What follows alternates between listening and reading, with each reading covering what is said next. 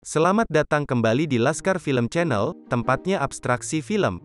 Kali ini, saya membahas sebuah film yang lain daripada yang lain. Film ini mengisahkan tentang 5 orang detektif kepolisian yang melakukan penyamaran dengan membuka warung makan, dengan tujuan untuk menangkap sekelompok penjahat. 지금 현재도 굉장히 쓰라린 상태야.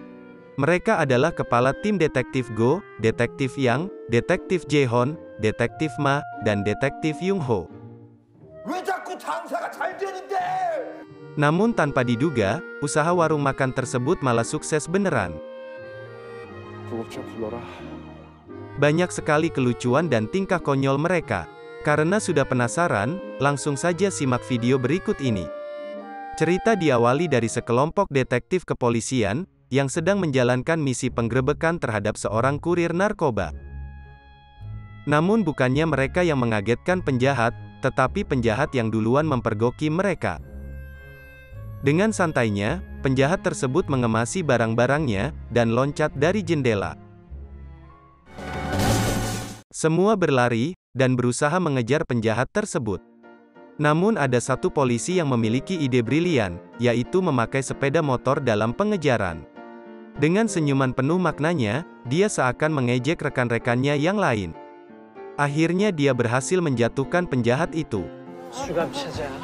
Dengan cepat penjahat itu mengarahkan stun gun padanya, kemudian berusaha kabur. Gara-gara itu, terjadi tabrakan beruntun yang melibatkan banyak mobil. 개고생하면 뭐하냐고? 우리가 왜 제때 먹질 못했을까? Mereka dipanggil atasan di kantor, dan dimarahi abis-habisan. Hanya karena menangkap satu penjahat saja, anggaran yang dikeluarkan minus besar, gara-gara kecelakaan tersebut. Di kantor, mereka juga memiliki rival bernama detektif Song Yeon Kyu, yang performanya lebih bagus daripada tim mereka. Mereka ditawarkan kerjasama dalam sebuah misi. 어깨 좀 펴봅시다. Mereka disuruh untuk mengawasi Hong Sang, salah satu tangan kanan dari Lee Mo-bae, gembong narkoba internasional. 그렇지. 근데 이 새끼가 이모빌리티에서 무슨 맛을 봐? Demi memperbaiki citranya pada atasan, mereka menerima misi tersebut, walaupun kemungkinan mereka hanya dimanfaatkan oleh rivalnya itu. Setiap harinya mereka menyamar, dan mengintai daerah tersebut. Tugas Ma adalah mengintai dari atap gedung. Namun ya dasarnya dia orang apes. Seorang ibu-ibu melaporkannya pada polisi atas dugaan mengintipnya.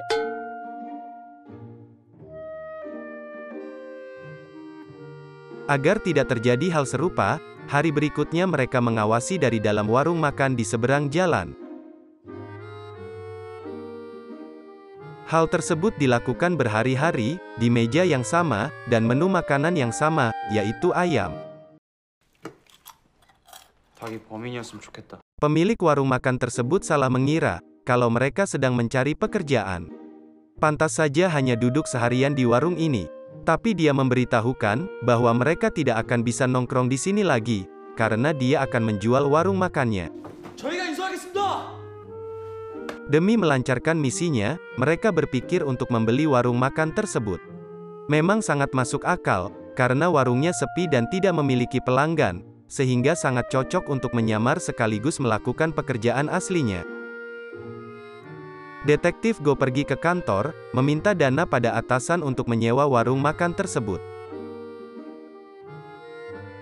Dan akhirnya warung makan tersebut berhasil dibelinya. 몇 개월 좀 땡겼다 치자. Mereka mulai menyadap para penjahat tersebut, dan mencatat semua gerak-geriknya.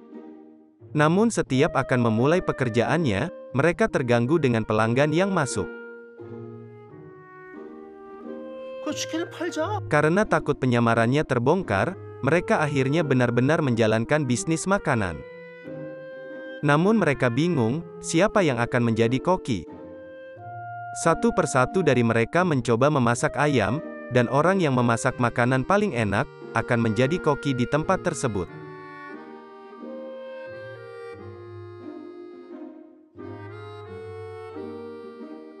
Semua masakan yang dicicipi tidak enak, kecuali masakan milik detektif Ma. 이거 왜 맛있어? 누구야?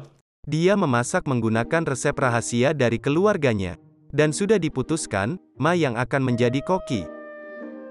Tibalah saatnya menyajikan makanan pada pelanggan pertama. Mereka semua menunggu reaksi dari orang itu. 오, 존맛. 대박. Pelanggan tersebut terkejut, karena makanan tersebut sangat enak. Hari-hari berikutnya, warung makan tersebut ramai dikunjungi oleh pelanggan. Popularitas warung makan mereka semakin naik, sampai membuat mereka diwawancarai oleh wartawan. Dia tidak hanya ingin mempublikasikan warungnya, namun juga semua pegawai beserta keluarganya. Hal itu yang membuat wartawan tersebut diusir, karena kalau terpublikasi, penyamaran mereka akan cepat terbongkar. 왜 자꾸 장사가 잘 되는데? Di lain tempat, ketika para detektif itu terlalu fokus pada urusan warung, Hong Sang bertemu dengan Lee Mo Bae dan juga manajer Jung. Mereka sedang membicarakan masalah bisnis yang sedang dijalankan. Lee Mo Bae orang yang sangat kejam, terutama pengawal pribadinya yang bernama Seon Hye. Kembali ke warung makan, mereka mencoba menaikkan harga ayamnya 3 kali lipat, berharap agar tidak ada orang yang datang dan mereka bisa memulai pengintaiannya. 토종닭으로 튀겨도 이 돈은 못 받지. Namun yang terjadi malah sebaliknya, warung makan tersebut malah makin ramai. Dan menjadi salah satu warung makan rekomendasi di kecamatan itu. Pak Kapolres meminta laporan penyamaran mereka selama ini. Namun yang ada malah laporan penjualan warung makan mereka, yang ternyata melebihi gajinya selama ini. Tiba-tiba detektif Go mendapatkan telepon dari bangunan yang selama ini mereka intai. Mereka ingin memesan ayam untuk 30 orang, dan sekalian disuruh untuk mengantarkannya.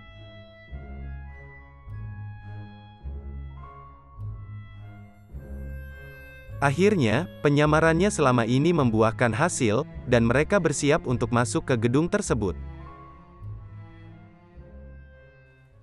아, 왜 이렇게 늦어? Namun, yang mengambil malah ibu-ibu yang pernah diintip oleh detektif Ma. Dia bilang bahwa penghuni di sini sudah pindah, karena merasa terganggu dengan keramaian yang ada di warung makannya setiap hari. Usaha yang dilakukan selama ini sudah gagal, dan mereka hanya bisa meratapi nasib.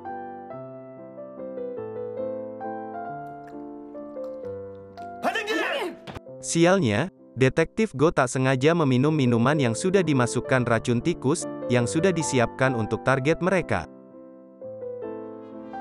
계속 보셔. Sudah jatuh tertimpa tangga, wartawan yang pernah diusir oleh mereka, memberitakan keburukan dari warung makan tersebut.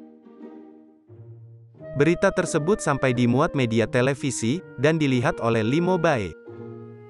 Manajer Jung mendapatkan ide, untuk memanfaatkan mereka dalam memperlancar bisnis kotornya. Dia mendatangi warung makan tersebut, dan menawari kerjasama. Manajer Jung ingin membuat waralaba yang tersebar sampai nasional. Walaupun alasan sebenarnya adalah untuk menyamarkan bisnis haramnya. Awalnya mereka tidak setuju, namun ketika melihat uang yang begitu banyak, pikirannya langsung berubah. Mereka pun bersemangat untuk membuka warung makannya kembali.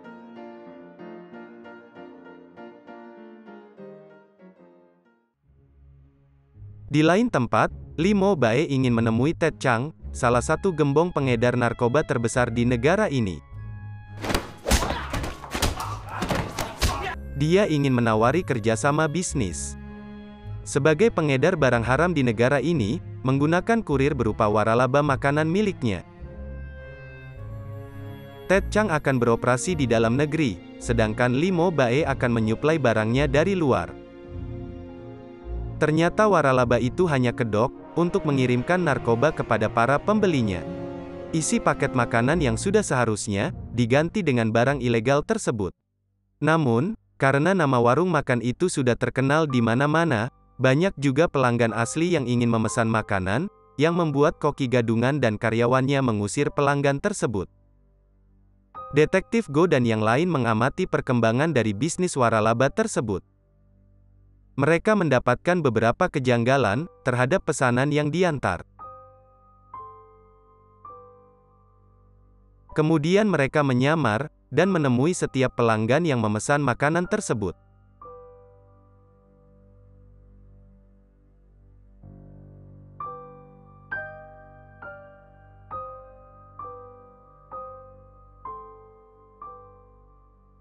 Akhirnya mereka menyadari bahwa di dalam makanan tersebut sudah diselundupkan narkoba. Detektif Ma mendatangi salah satu waralaba di sana dan mencoba mengorek informasi.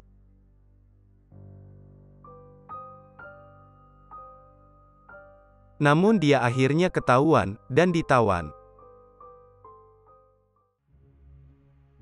Identitas aslinya sudah terbongkar. Mau tidak mau, Lee Mo Bae berencana melenyapkan semua polisi tersebut, dan ingin mengkambing hitamkan Ted Chang. Detektif Go dan yang lainnya mendatangi kantor dari manajer Jung, namun ternyata semuanya sudah pergi. Tiba-tiba mereka mendapatkan telepon dari HP Detektif Ma. Penyamaran mereka semua sudah ketahuan, dan menyuruh mereka datang ke tempat yang nanti akan ditentukan. Detektif yang menyalakan aplikasi pelacak pacar, yang dapat mendeteksi keberadaan HP tersebut. Kemudian dengan cepat mereka mengikuti sinyal tersebut. Mereka dengan cepat menuju lokasi Detektif Ma. Bukan Ma yang dikhawatirkan, tapi para penjahat itu. 죽일까봐 그러지. Latar belakang Ma adalah seorang polisi, yang diterima melewati program khusus. Dia adalah anggota judo tingkat nasional. Dan sudah pasti para penjahat itu dibuatnya babak belur. Ma mencoba mengikuti truk para penjahat itu. Ternyata tempat yang dituju tersebut adalah tempat pertemuan antara Lee Mo Bae dengan Ted Chang. Ini merupakan pertemuan antara dua gembong narkoba, dan Detektif Ma terus mencoba untuk mengawasi mereka. Sambil menunggu teman-temannya datang, Ma memiliki ide untuk mengadu domba mereka. Dia membunyikan suara sirine polisi melalui aplikasi di HP-nya. Mereka semua saling tuduh dan merasa saling dijebak. Akhirnya situasi menjadi panas dan kedua kubu saling berkelahi. Detektif Go dan teman-teman sudah sampai di tempat, dan langsung melihat kejadian tersebut. Tak lupa, dia mengirimkan bukti berupa foto kepada Detektif Song Yeon Kyu, dan memanggilnya ke lokasi. Lee Mo Bae kemudian menyuruh anak buahnya untuk melenyapkan mereka.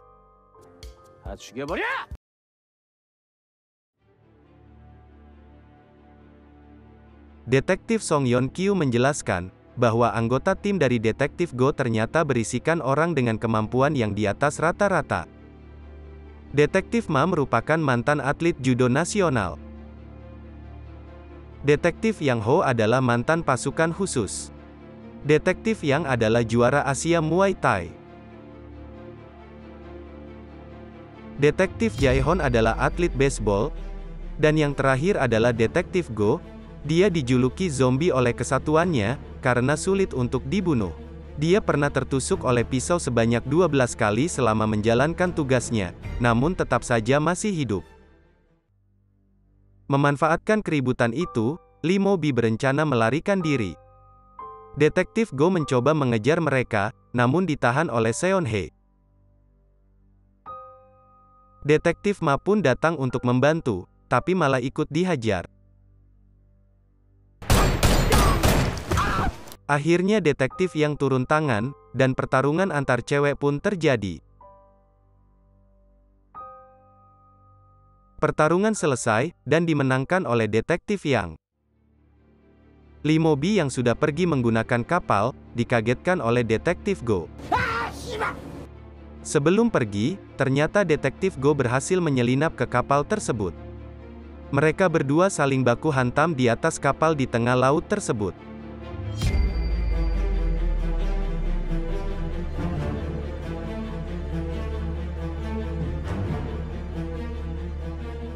Pukulan demi pukulan, mereka layangkan satu sama lain, dan tidak ada yang mau mengalah.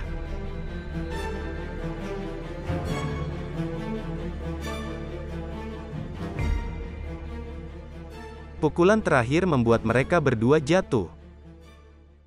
Namun karena Detektif Go adalah orang yang susah mati, dia bangun lagi dengan mode zombinya, dan mengalahkan Limo Bae. Bala bantuan sudah datang, namun seperti yang sudah diprediksi, 구급차 불러라. semua penjahat sudah berhasil dilumpuhkan. Atas jasanya tersebut, seluruh anggota tim mendapatkan penghargaan dari kepolisian. Dan cerita pun berakhir dengan bahagia. Sekian pembahasan film tentang detektif yang kadang sial kadang hebat ini ya. Semoga penonton sekalian menikmatinya, dan tak lupa bantuannya untuk like, share, dan subscribe channel ini. Karena hanya dengan kalian, channel ini bisa berkembang. Sekian dan terima kasih, sampai jumpa di video berikutnya.